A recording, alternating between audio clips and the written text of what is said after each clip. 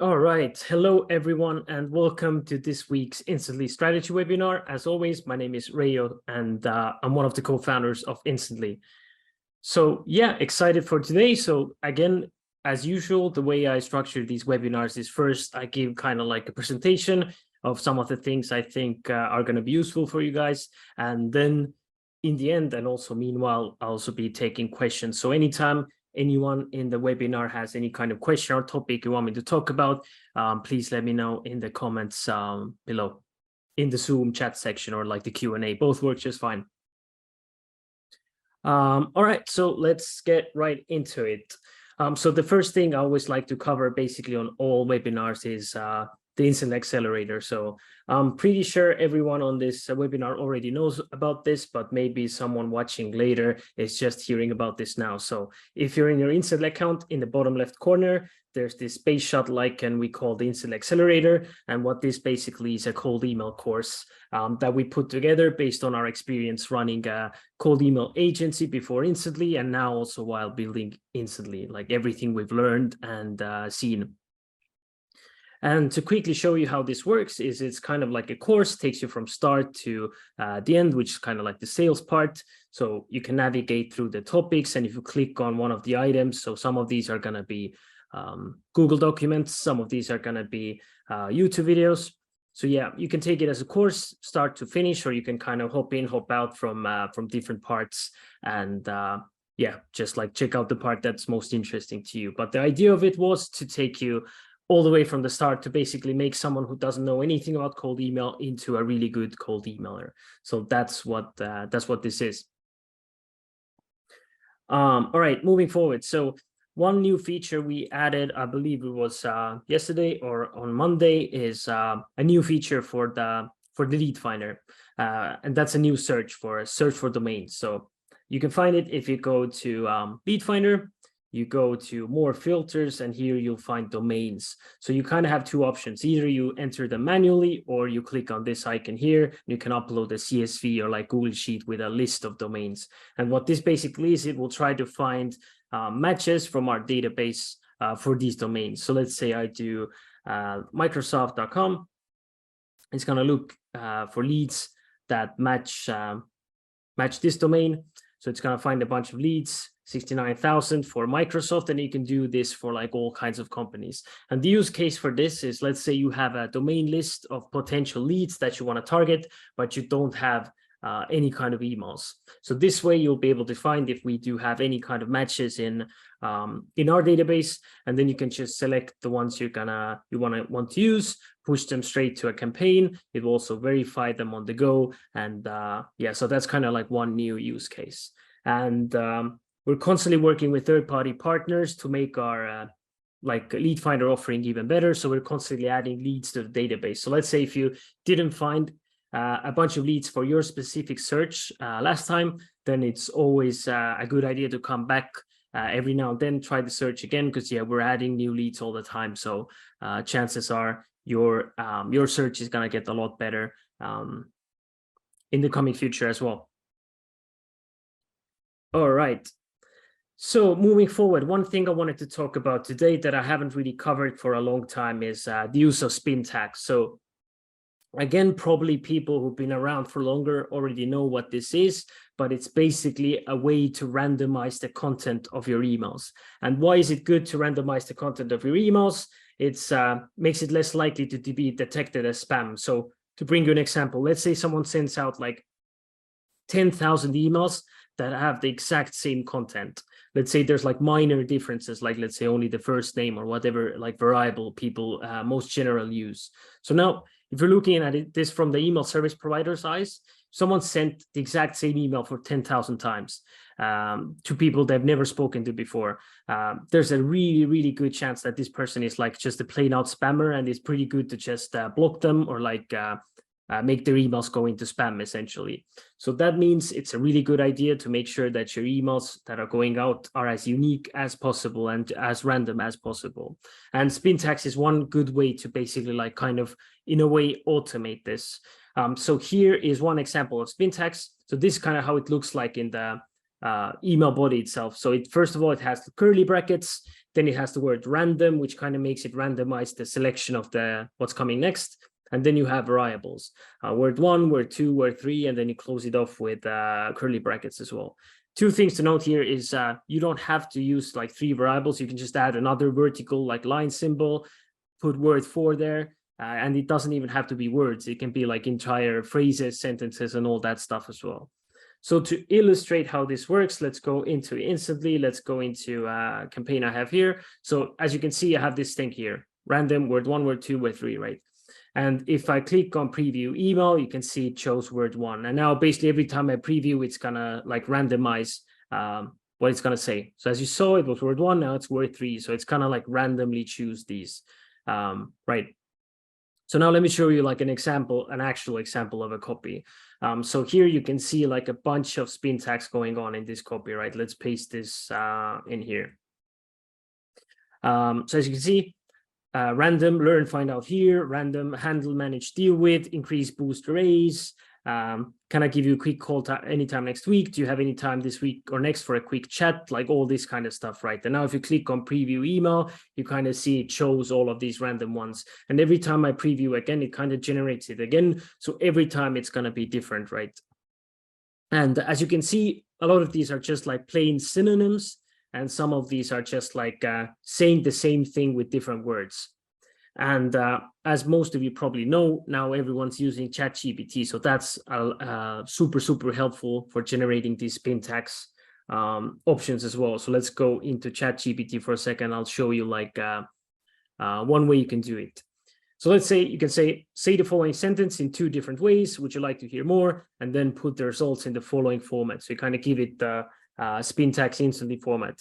And as you can see, it says, would you like to hear more? Shall I continue? Do you want me to share additional details? So, you know, sometimes these are not going to be like the best. So you kind of have to play around with the prompt, try to make it, you can give it like more examples. Like, you know, you can give like working Spintax examples, make it better. And then you don't have to do like, say it in a different way. You can do like synonyms, right? Ask for like, bring 2 synonyms for this word and then put the results in the following format. You know, it's going to do the same thing. So you can kind of automate this, make up these Spintaxes faster, and yeah. And yeah, so that's how you make your emails unique. Like you just put in a bunch of Spintaxes, and the cool thing is like you don't even need that many of them to already make it so you can like send out this copy at like 1,000 times, and none of them are going to be exactly the same. So you know you're always going to have the first names, company names, all that in there as well, which is going to help with this. But yeah, Spintax is also a good idea, and it's a pretty like low-hanging fruit as well. It doesn't really take that much time. You just look up a bunch of synonyms, say some things in a different way, put them into this format that we have here, and boom, that's like pretty much it. So if you haven't already done this, I just suggest you do this. It's yeah, like I said, it's pretty simple to do, and it does help, especially for people who are sending out more volume. So I think if you're sending like 10 emails a day, it's not as important. So because your volumes are so low, but the more you send out the same kind of copies, the more value kind of Spintax starts to bring to the table. So yeah, definitely check that one out.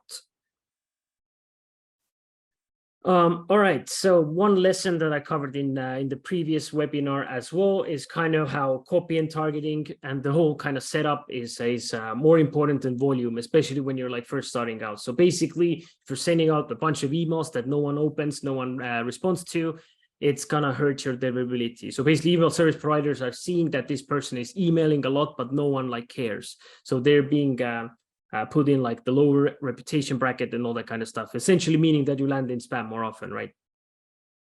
So when you're scaling up volumes, you have to make sure that your copy and targeting is actually like working, showing promise, and there's a reason to scale up a volume, right? So you can start off with lower volumes, validate your offer, validate your copy targeting, then increase volumes by getting more sending accounts. So that's another important point. Like, don't just blatantly increase volume. Because, you know, we kind of suggest the limit of 30 cold emails, 20 warm-up emails daily. If you're already at that and you want to send out more emails, get additional sending accounts. So that way it's much safer. But yeah, basically, volume will not fix like a copy and targeting problem. So make sure that that is on point before you start scaling up volumes, because otherwise you're kind of wasting your efforts as well. If no one's opening, no one's replying, it doesn't really help to send a bunch more. So yeah, and again, if you want to work with copy and targeting, again, the best place to go is Instantly Accelerator. We have a section for both of these, the lead section, the copywriting section. If you go through the copywriting masterclass, go through the lead mining masterclass, there's like so many things you can do there, like testing different copies, testing different targeting. You don't have to go for CEOs all the time. You can go for lower people, like lower titles in the same company. Basically just see what kind of combination of these things works the best for you. So yeah, and once you find like a banger, then you feel free to just scale up the volume. So yeah, so that's how that should be done. All right, and then also one more thing, Instantly's official partner. So there's been people that are looking for help with like setup, help with running the email campaigns, and like a combination of any of these things that it comes to like cold emailing. So we partnered up with LeadHype. If you go to leadhype.com/instantly, you'll be able to contact them. And basically, they're an agency who's verified by us. We made sure that what they do is really good. So yeah, anytime you need help with just like domain account setup, basically what you'll get is like, let's say you say, I want 10 domains, this many accounts, they'll like buy them, set them up correctly, connect them to Instantly. So now your account has everything set up and you can just do like the fun part. Or if you don't even want to do that, they can do the sending for you as well. So you're only going to get like interested leads in your inbox. So yeah, consider that if you don't want to set this up yourself. And yeah, so that's pretty much it from my side. So yeah, now it's kind of like the Q&A section. If you guys have any kind of questions, topics that you want me to cover, now is the time to let me know. So I'm going to give you like a minute or two to come up with any questions you have that we can take a look at. All right, we got a question from Jonas. Let me just copy this here so people who watch the recording can see this as well. So Jonas is asking, how many emails should you send per test campaign to know that you got a good sample size? So that's a great question. First of all, what I would say is as much as you can. And by what I mean by that is it depends on like your lead list sizes. So let's say if your offer is super niche, super specific, and you only have like 1,000 leads total that you ever found on the internet that you can contact, then you have to be much more careful with these sample sizes, right? Because you don't have that many people to work with. So I would say with like a generic offer that you have a ton of leads to target, there's like a low hundreds target. So let's say like 200, 300 emails per campaign is already a good sample size to kind of make sure or like make decisions based on. So let's say you send out 300 emails, you look at the open rates, reply rates, all that kind of stuff. If it's showing promise, you continue sending. If it's not showing any promise at all, you scrap it, you try something different. So that's what I would say. But always, if you have like massive lead lists, if you have the option to send out more, I would say like 500, 600 is even better. So usually the more like data points you have, the better decision you can make. But yeah, again, depends a lot on your the initial lead list that you're starting out with. If it's just like a super small list, you have to be much more careful with it. And also one kind of tip with like if you're working with a smaller lead list, it makes sense to put more effort into each email. So like more personalization, maybe even offering them like are you interested in seeing a Loom video I made for you? You can make like custom Loom videos for those people. And yeah, but if you have like a generic lead list, you can experiment, test a bunch of stuff for like hundreds of people and see what works and what doesn't. All right, any other questions? All right, we have a second question. How often do you hit back up a list and how do you keep track of emails who want to unsubscribe if you hit them again in the future? So I would say in terms of like how often, there is no like a real clear answer. What I would do is like once you've done like the usual sequence, let's say with like emails spaced apart like a few days, I would move to like a less regular one, like let's say like every week or so. And as like they still don't respond, you can kind of stop and try again like a month later. So like let's say if they do not open, do not reply, don't like just keep spamming all the time, kind of make a pause and then try again with a different angle in like a few weeks down the line. But yeah, there's huge value in like follow-ups. So like even if you find like an old lead list that you mailed like 5 months ago, there's a bunch of people in there who didn't open, didn't reply. Feel free to just take them out again, hit them up again. We constantly saw in our agency like people activating again after like a long time. Even that goes with like positive leads. If someone responds like I'm interested and then doesn't respond anymore, hit them up like we hit some people up like 2 months later, and they were like, okay, I'm going to come on a call, and turned up to be in like clients in the end. So there's huge value in follow-ups. What we used to say is like, keep following up until they come on a call or they tell you to stop. So if they don't do one of those two, it's like fair game to just keep following up with them. And then the second part of the question, how do you keep track of emails who want to unsubscribe if you hit them again in the future? So like to make sure you don't hit the same people twice. So there's kind of two ways you can do it instantly. The first way is the easiest way. What we did as well is basically if you set up a campaign, in the options, you have the option that says stop sending emails on reply, right? So now, anytime someone responds anything, so even if it's like unsubscribe, I don't want to talk to you, it will stop the sequence for them. And what we did is we left the lead in the campaign. So let's say Max in this case responded, no thanks, it stopped the sequence, and now they're still here. And now if I go to import other leads, it says check for duplicates across all campaigns, right? So anytime we were like importing people again, it always checked duplicates. So we made sure that Max, like in this case, who said no thanks, is never imported again. So Max is kind of sits in this campaign doing nothing, gets no more emails, and that's kind of how we already handled it. But let's say you want to delete this lead, you don't want to have this in the lead section. What you can do is add them to the block list. So you can find the block list if you go to settings, block list here. So you can import people to here manually if you want, but you can also do it in the Unibox. So let's say if someone responds like, no thanks, please take me off the list. Let me move my camera here. You have this option here. So you can remove lead and add email to block list. So this will block any future imports as well. So that's the second way you can do it. First way is kind of like passive, you don't do anything. The second way is you delete them and add them to the block list. So that's kind of the safer option, I would say. But yeah, that's how you can do it. All right, yeah, no problem, Jonas.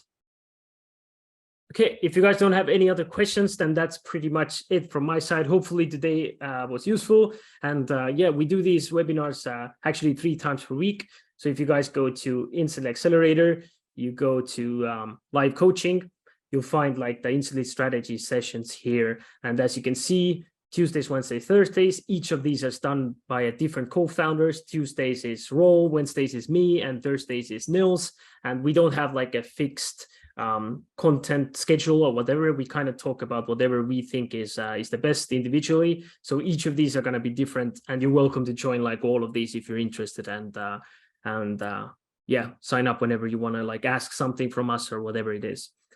So yeah, so that's it from my side. Hopefully this was useful. Thank you so much for coming, and I hope you have a nice day.